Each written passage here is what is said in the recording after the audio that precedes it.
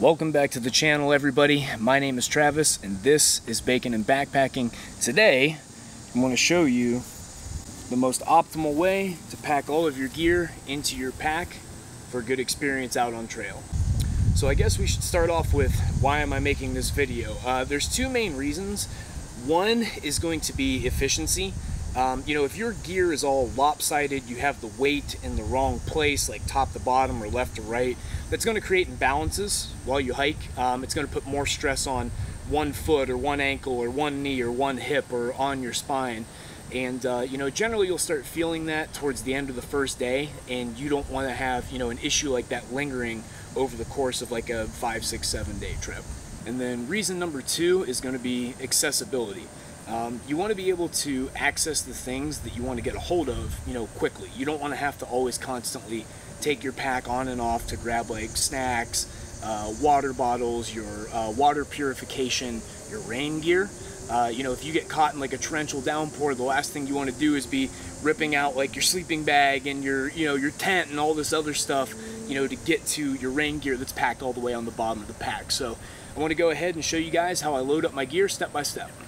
Alright, first things first, I'm going to put some of the lighter items at the bottom and also the things that I need to get to the least. So this is my under quilt for my hammock. Depending on seasonality, I may or may not bring this with me. But for intents and purposes, I'm going to go ahead and show you how we do this. So we've got that trash compactor bag. That's what I'm using as a pack liner. I'm not going to spend $50 on a pack liner when I can get a $2 trash compactor bag that's going to go ahead and do the same thing for me. All right, next thing that's going to go in is going to be my top quilt. Obviously, I'm not going to need either one of my quilts until my hammock's set up. So these things are going to go all the way down at the bottom. And if you guys notice, I'm just stuffing. I don't put anything in stuff sacks. I don't feel like playing Tetris with my gear. This stuff is down. It's going to pack down the most efficiently if it's not like in stuff sacks and there's air gaps in between my gear. This is going to be the most efficient way to do things. All right, not going to need the pillow for a while. Go ahead and stuff that in there. Now, if I had sleeping clothes, like a thick pair of socks in the winter, or a beanie, or a neck gaiter, or a puffy coat, or something like that, that I'm basically only going to wear at camp, or where to sleep in, that stuff would all go in right now, but it's summertime, so I literally have no extra clothing with me. All right, next thing is going to be the hammock itself. So we're going to put that into the pack liner as well. All right, and as you guys can see, that's going to be pretty much everything that goes inside the waterproof liner. So I'm just going to go ahead and push any excess air out of that. And normally you could, wrap that up and seal it off with a hair tie or a rubber band or something like that, but I'm not going to bother today. So that's everything that needs to stay dry. So next, this is actually my tarp. I have it in snake skins. These things are super cool. I'm going to do a video on these one day. Basically, you just hang up the tarp like this to the trees, and then that way, if in the middle of the night it starts raining, you just pull these skins off and deploy the tarp. So I'm going to go ahead and put this in next. Set that right on top of all that gear that needed to be waterproofed. All right, and then depending on what sort of rain gear I'm taking, because I have ponchos, I have this cheap Frog Togs jacket, which is all I'm taking right now because it's summertime, and then for the winter I have full-on set of Gore-Tex. Depending on what the likelihood of rain is and what gear I'm taking, I can either put this in here right now, or another place that I'll stuff like this Frog Togs right here is I'll just go ahead and put that in one of these little side pouches right here, just like that. Easy access. All right, and then generally the thing that's going to be on top is going to be my food bag. Love this thing from Hilltop Packs. Excellent Dyneema food bag. As you can see, obviously there's food in there. A couple other things I've got my spork in there. And then I have my fuel canister is going to go in there as well.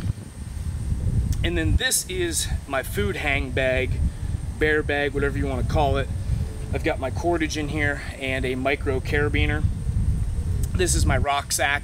I put a rock in here, throw it over the branch, tie up the line, right?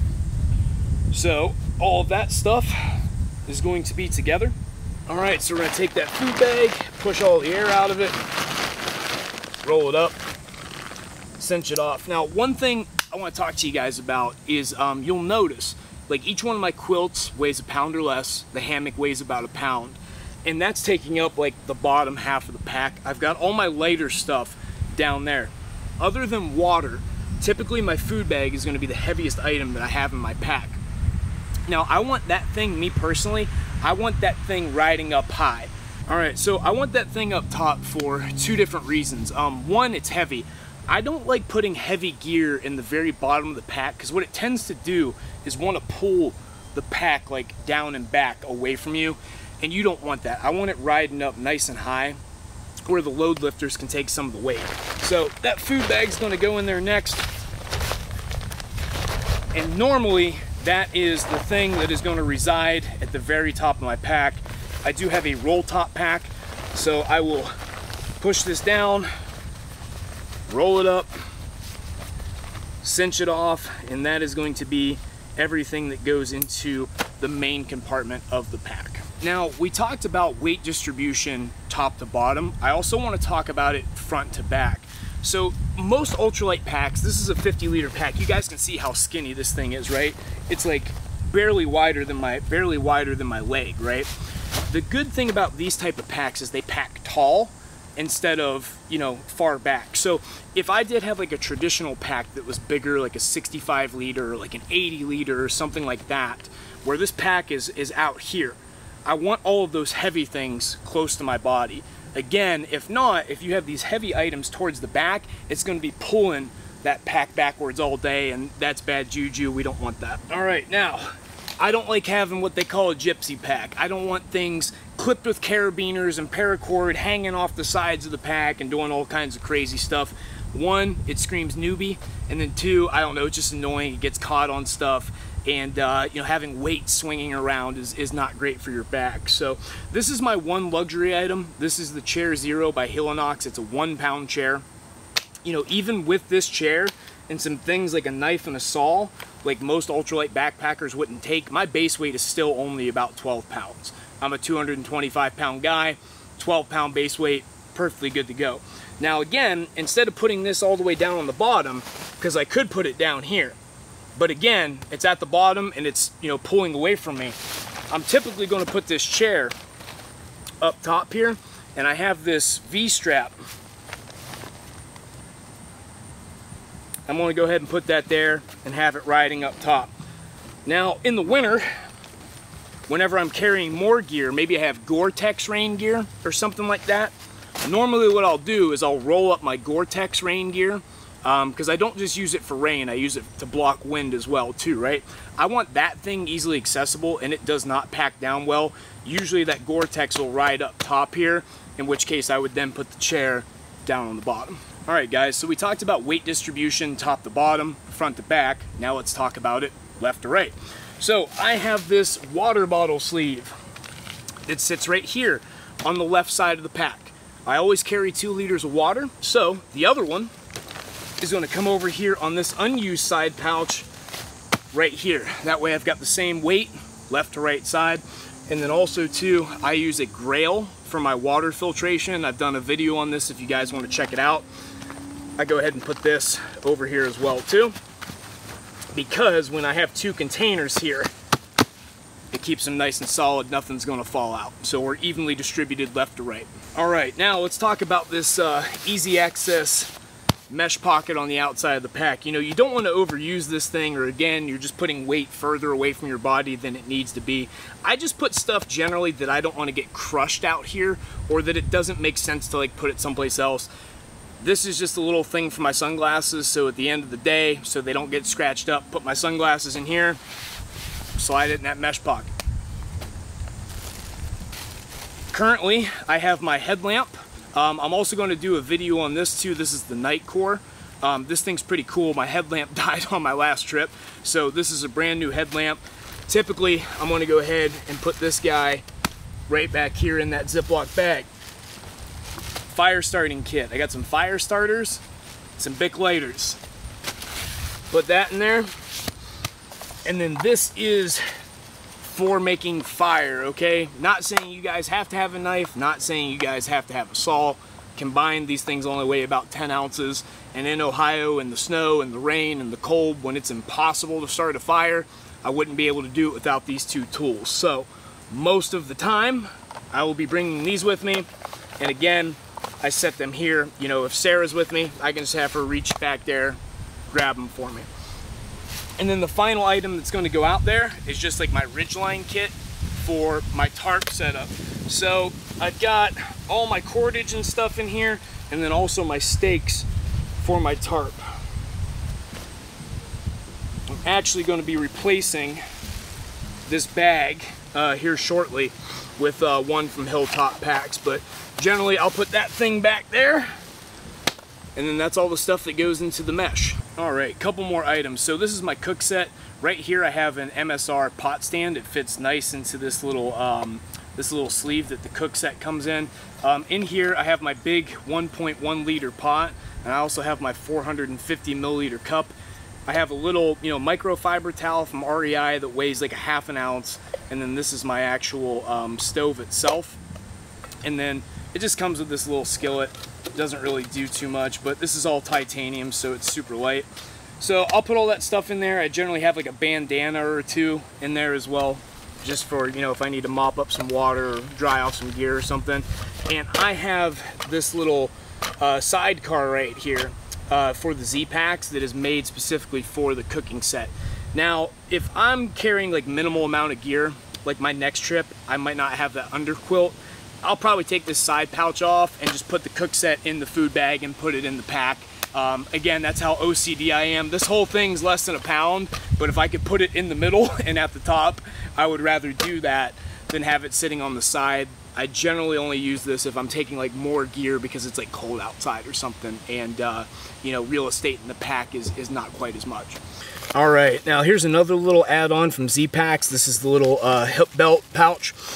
In here I have my first aid kit, and then also my poop and hygiene bag right there. Now I'm actually thinking about getting one of these for the other side as well too, to use as an additional snack pouch, and also probably put my headlamp in there as well too. And then I have stuff that I need to access. This is kind of like my little chest pack. I have my charging brick that I put in here, and then also my charging cable. My charging cable for my headlamp will also be in here. And there's generally room that I have like one meal's worth of snacks up here, so like jerky and like a, you know, granola bar or something like that. And then that way I can just eat on the go. I don't have to stop and drop my pack.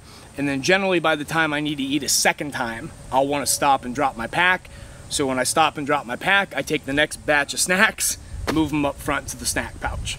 All right, guys, and then a couple other little miscellaneous things to point out, like how you're actually going to put your pack on. So I generally want to do my hip belt first. So I put the hip belt on first. You're going to want that to ride kind of like right on the pointy part of the pelvis right there, is about the height that you're going to want that at. And then I do chest right there. Now all my stuff's already pre-adjusted, so I don't need to fiddle with like the shoulder straps or anything. One thing to keep in mind, guys, you want the weight of the pack distributed around the big muscles around your hips, okay? You don't want everything like up on your traps. You know, that can cause like pain in your back. It could even give you like a headache or something like that. So I generally keep the hip belt just a little bit tighter than I keep like the shoulder straps up here, okay? And as you guys can see, the Z-Packs pack is very streamlined. Look how close that thing is to my back, okay? I'm sure you guys have all seen packs where there's stuff hanging this far behind the guy, and then you're walking like this, okay?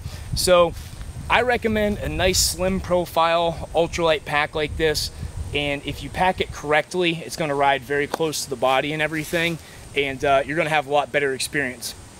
You're not going to have many aches and pains.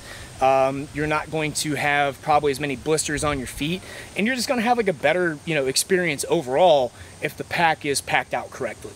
Alright guys, well I think that pretty much wraps everything up. You know, I've kind of been on like the like a beginner series, right? Like I did the budget backpacking hacks for under $5.